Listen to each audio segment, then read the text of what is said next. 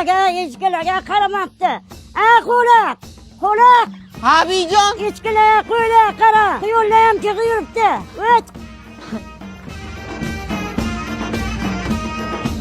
Yiyip.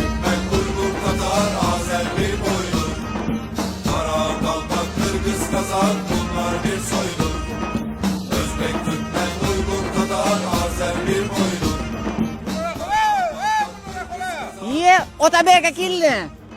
Keling Otabekjon. Assalomu alaykum. Va alaykum assalom. Yaxshimi? Xush kelibsiz. Qo'laq, bu tandir yo'q, ovqat qilamiz. Hay Bijon. Bugun biyozlar nomidan o'g'dan samsa qilamiz. Xo'p bo'ladi. Bijon tanir yo'qdim. Bu samsani xamirini olib kel. Hay. Bismillah.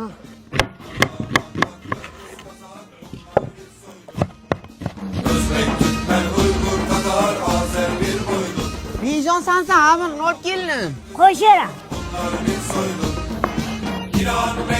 Nima bi? Mana qilma, o'tira qilsan. Qalay qilay? Mana buna qilsa. Bundan.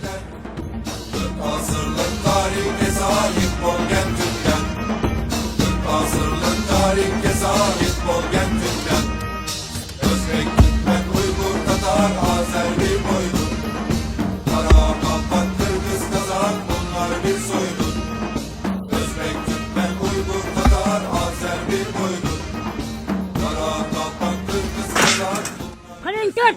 Qo'lingni yuvib kel borib. Qo'ling qani Otabekjon. Qo'lim yuvib keldim. Bismillah dedi. Bismillahirrohmanirrohim. Bomba!